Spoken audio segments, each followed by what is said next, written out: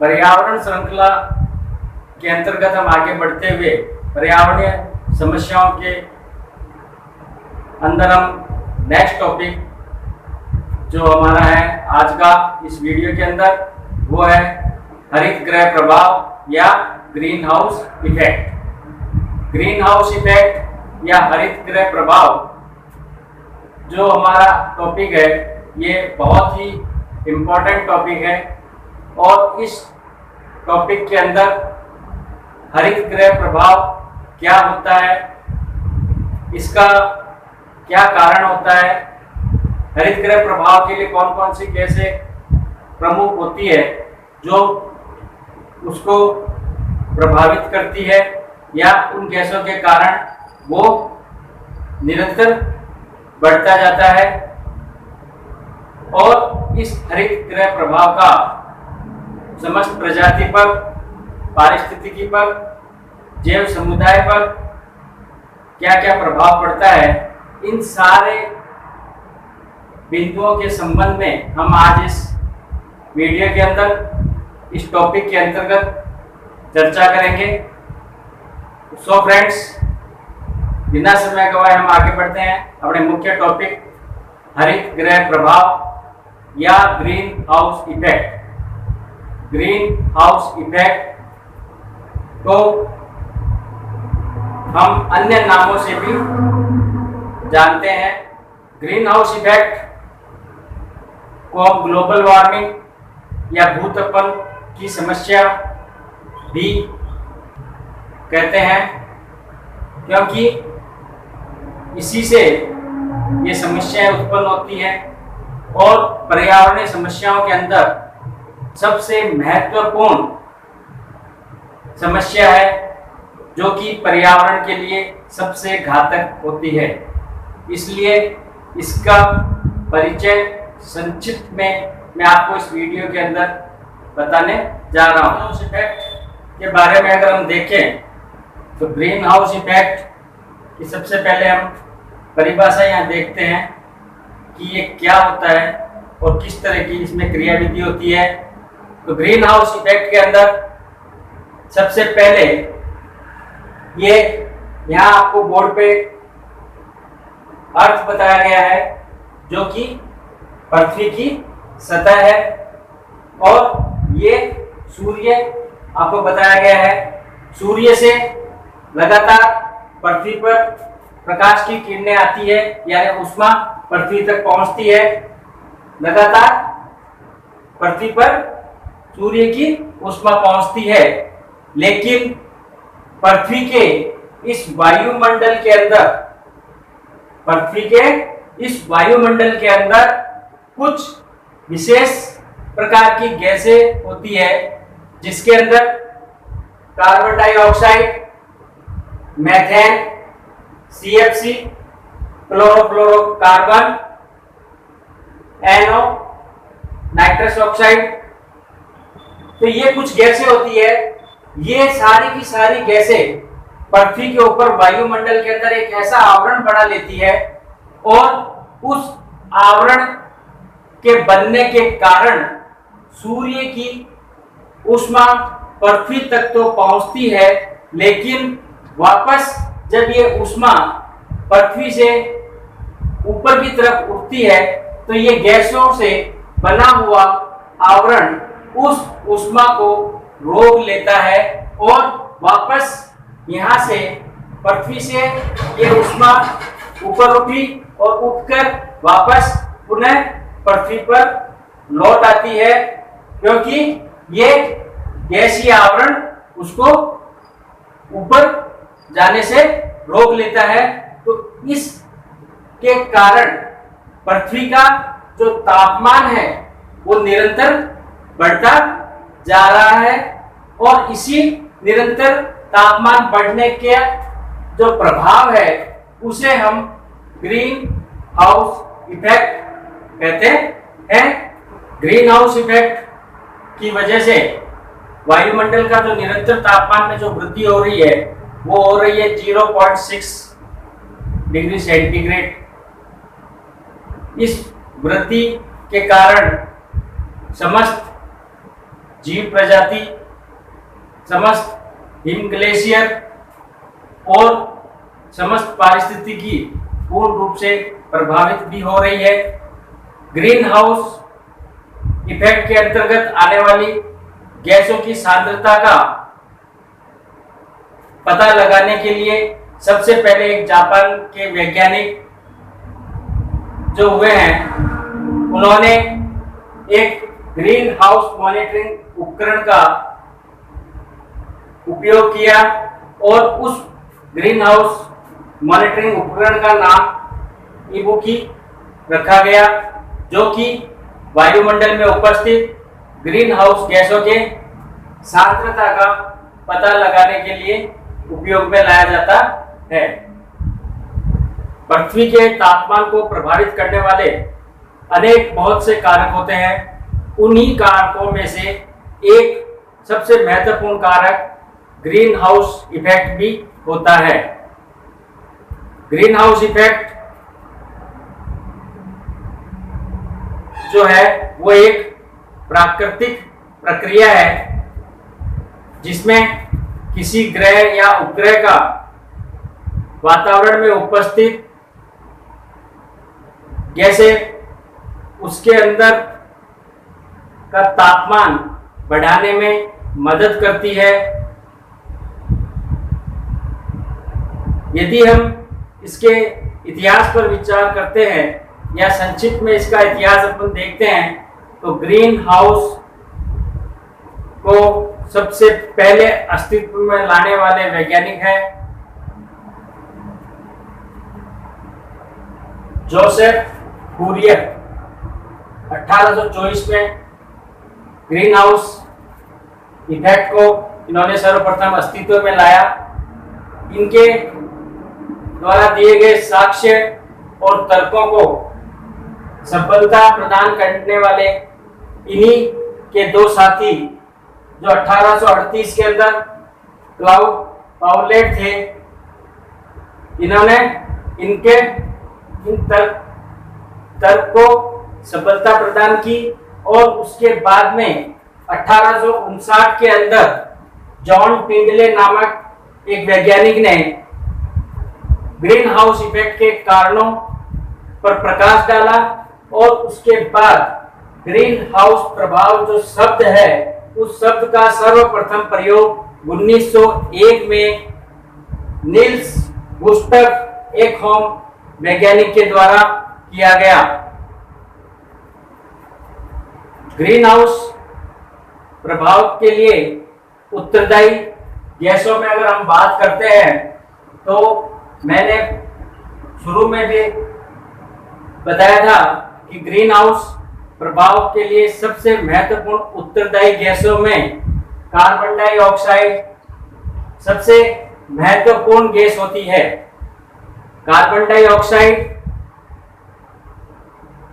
की मुख्य उत्पत्ति परंपरागत चूल्हों से और कल कारखानों से निकलने वाले धुएं से होती है। उसके बाद CH4 मेथेन दूसरी ये इसकी प्रमुख गैस है जो ग्रीन हाउस प्रभाव को प्रेरित करती है। मेथेन गैस का सर्वाधिक उच्चतम स्रोत पशुपालन होता है। पशुपालन से पशुओं के द्वारा उत्सर्जित किए गए मूत्र से मेथेन गैस निष्कासित होती है और वो अत्यधिक मात्रा में उत्सर्जित होती है। तो मेथेन गैस इसका दूसरी महत्वपूर्ण गैस है जो ग्रीन हाउस इफेक्ट को प्रभावित करती है। इसके साथ तीसरी जो महत्वपूर्ण गैस आती है वो CFC आती है। CFC carbon chlorofluorocarbon.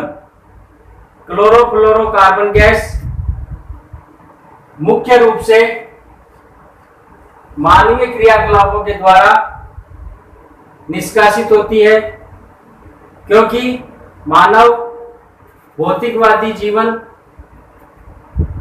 पसंद करता है और इसलिए वह अपने जीवन के अंदर एसी, फ्रीज, कोल्ड स्टोरेज, सौंदर्य प्रसाधक सामग्रियों का उपयोग करना, ये उसके जीवन के अंदर निरंतर चलता रहता है।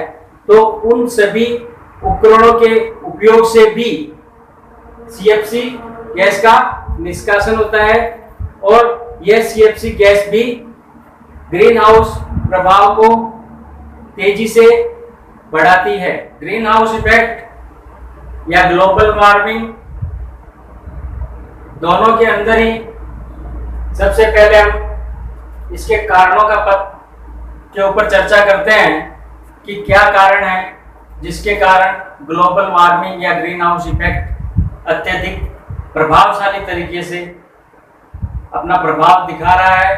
तो सबसे पहले जो इसमें हम कारण देखते हैं वो कारण है जीवाश्म ईंधनों का बढ़ता हुआ उपयोग। जैसे जैसे जनसंख्या बढ़ रही है, भौतिकवादी जीवन मनुष्य शुरू से चाह रहा है, उसकी चाहत में वो जीवाश्म ईंधन का लगातार उपयोग कर रहा है और उस जीवाश्म ईंधन के जलने से हरित गृह प्रभाव के लिए उत्तरदायी जो गैसें होती है वो उत्पन्न होती है। ठीक उसी प्रकार ओजोन परत का ह्रास भी इसका एक प्रमुख कारण रहता है, क्योंकि ओजोन परत के ह्रास होने से, उसकी सघनता का कम होने से धीरे धीरे पृथ्वी पर सूर्य की पराबैंगनी किरणें अपना पड़ाव डाल रही है और इसके साथ साथ वो पृथ्वी की गर्मी को बढ़ा रही है। नेक्स्ट पॉइंट पे अगर हम बात करें औद्योगिकीकरण, तो औद्योगिकीकरण भी एक ऐसा ही विशेष बिंदु है जहां पर हरित गृह के लिए उत्तरदायी गैसें मूल रूप से उत्पन्न होती है और वो वायुमंडल के अंदर प्रसारित होती है। वायुमंडल में जब वो ऊपर उठती है तो एक आवरण का निर्माण करने में अपनी अहम भूमिका निभाती है, जो कि पृथ्वी की ऊष्मा को बाहर या ऊपर नहीं जाने देती, जिससे पृथ्वी का तापमान निरंतर बढ़ रहा है। नेक्स्ट पॉइंट ज्वालामुखी विस्फोट। ज्वालामुखी विस्फोट में भी अलग प्रकार की अनेक गैसें निकलती है, लावा निकलता है और इससे पृथ्वी पर जो उष्णता जो हो रही फैल रही है उसको निरंतर बढ़ावा मिल रहा है। ठीक नेक्स्ट पॉइंट वनों की अंधाधुंध कटाई। ये भी एक महत्वपूर्ण क्रियाकलाप है जो मनुष्य प्रजाति के लिए बहुत ही हानिकारक है। मनुष्य के द्वारा किया गया यह क्रियाकलाप एक अहम भूमिका निभाता है जो हरित गृह प्रभाव या वैश्विक उष्णता को प्रेरित करता है। और नेक्स्ट पॉइंट आता है जंगलों में लगने वाली आग। यह भी एक विशेष पहलू रहा है हरित गृह प्रभाव के अंदर, क्योंकि जब यहाँ आग लगती है और जंगल के जंगल नष्ट होते हैं तो उसमें बहुत अधिक मात्रा के अंदर कार्बन डाइऑक्साइड गैस का निष्कासन होता है और वो कार्बन डाइऑक्साइड गैस हरित गृह प्रभाव या ग्लोबल वार्मिंग के लिए महत्वपूर्ण गैस मानी जाती है। तो ये कुछ विशेष कारण हैं और इन्हीं विशेष कारणों के कारण हरित गृह प्रभाव या ग्लोबल वार्मिंग निरंतर रूप से प्रभाव दिखा रही है। ग्रीन हाउस इफेक्ट के प्रभाव की अगर हम बात करते हैं तो ग्रीन हाउस इफेक्ट में सबसे महत्वपूर्ण और सबसे पहला जो प्रभाव पड़ता है वो पड़ता है ध्रुवीय हिमनदों पर। ध्रुवीय हिमनद पिघलने के कारण समुद्री जल स्तर में तेजी से बदलाव आ रहा है और यानी कि वो तेजी से वृद्धि कर रहे हैं। उसके साथ हम देखते हैं कि मालदीव जो है एशिया के अंदर बढ़ते समुद्री जल के कारण डूबने वाला विश्व का पहला देश है। दूसरे प्रभाव में हम देखते हैं यूरोप के अल्पास पर्वत के जो हिमनद हैं वो पिघल रहे हैं और पिघलने के कारण इटली और स्विट्जरलैंड के मध्य जो अंतर्राष्ट्रीय सीमा रेखा बनाई गई है उसमें तेजी से बदलाव आ रहा है। तो ये कुछ प्रभाव मुख्य रूप से हमको ग्रीन हाउस इफेक्ट के कारण देखने को मिल रहे हैं। उसके बाद हम आगे अगर विचार करते हैं तो ग्रीन हाउस प्रभाव के परिणाम क्या होंगे, तो उसमें सबसे पहला जो परिणाम आता है उष्णकटिबंधीय तूफानों की बारंबारता। यानी ग्रीन हाउस इफेक्ट में जब तेजी से वृद्धि हो रही है तो इस ग्रीन हाउस इफेक्ट के कारण तापमान में लगातार वृद्धि हो रही है और उस तापमान में जब लगातार वृद्धि हो रही है तो उस तापमान के कारण उष्णकटिबंधीय जो तूफान आ रहे हैं जैसे आंधी, चक्रवात, तो वो तूफान लगातार निरंतर तेजी से बढ़ रहे हैं। उसके साथ दूसरे प्रभाव में हम देखते हैं कि तापमान लगातार ग्रीन हाउस इफेक्ट के कारण बढ़ रहा है, तो उस तापमान वृद्धि के कारण वायुमंडल के अंदर वर्षा में कमी हो रही है और उसके साथ मृदा के अंदर नमी जो है वो भी उच्च तापमान के कारण कम होती जा रही है, क्योंकि तापमान से जो भी मृदा का जल है वो वाष्पीकृत हो जाता है और मृदा की नमी धीरे धीरे खत्म होती जाती है। तीसरा इसका हम जो मुख्य कारण देखते हैं वो ये है कि महासागरीय जो जल है उनकी अम्लीयता निरंतर रूप से बढ़ती जा रही है। जब महासागर की अम्लीयता बढ़ रही है तो उस अम्लीयता के बढ़ने के कारण महासागरीय जो पारिस्थितिकी तंत्र है उस पर भी प्रतिकूल प्रभाव पड़ रहा है, जिसके कारण उस परिवेश में रहने वाले जीवों का अस्तित्व धीरे धीरे खतरे में आ रहा है। ग्रीन हाउस इफेक्ट के उपायों में हम अगर संक्षिप्त में चर्चा करते हैं तो ग्रीन हाउस इफेक्ट के कारण जो तापमान में वृद्धि हो रही है उस तापमान के वृद्धि को कम करने की कुछ हद तक कोशिश की जा सकती है और उस कोशिश में जो सबसे प्रमुख और सबसे महत्वपूर्ण जो उपाय है वह है स्वचालित वाहनों के इंजनों में उचित सुधार। यानी जो स्वचालित वाहन है उनके इंजनों में अगर थोड़ा सा सुधार कर दिया जाए और उनका उचित तरीके से सही ढंग से रख रखाव किया जाए तो उनसे निकलने वाली दूषित गैसें की मात्रा कम हो सकती है और उस कमी के कारण कुछ सुधार इसमें लाया जा सकता है। दूसरा जो महत्वपूर्ण उपाय है वो है बड़े पैमाने पर वृक्षारोपण करना। जितना ज्यादा अधिक हम वृक्षारोपण करेंगे, जितना अधिक हम वृक्षों से प्यार करेंगे, उतना अधिक पर्यावरण सुरक्षित रहेगा और शुद्धता की ओर बढ़ेगा। तो हम सभी को ये मिलकर प्रयास करना चाहिए कि अधिक से अधिक वृक्षारोपण किया जाए ताकि ग्रीन हाउस इफेक्ट को कम किया जा सके।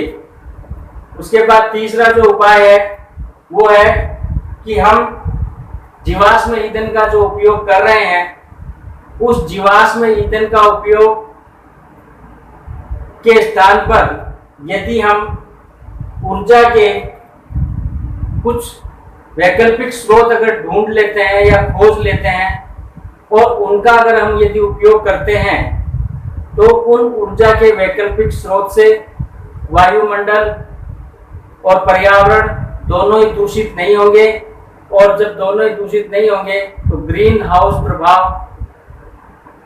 जो आ रहा है वो कम हो जाएगा। तो ये कुछ विशेष उपाय हैं जिनको हमें मद्देनजर रखना है, और मद्देनजर रखने के साथ साथ इनका प्रबंधन में भी हमको पूर्ण सहयोग करना है। इसी आशा के साथ आज का वीडियो यहाँ मैं समाप्त करता हूँ, और आशा करता हूँ कि आप लोगों को यह वीडियो जरूर अच्छा लगा होगा। यदि अच्छा लगा आप लोगों को ये वीडियो तो अपने दोस्तों को, अपने प्रियजनों को तुरंत आगे फॉरवर्ड करें ताकि वो भी इसका लाभ ले सके। और मेरे चैनल को जिसने अभी तक सब्सक्राइब नहीं किया है वो सब्सक्राइब कर लें और बेल आइकन को प्रेस कर लें ताकि मेरी आने वाली जो नेक्स्ट वीडियो है वो आप लोगों तक तुरंत पहुंच सके और आप उसका लाभ ले सके। थैंक यू, धन्यवाद।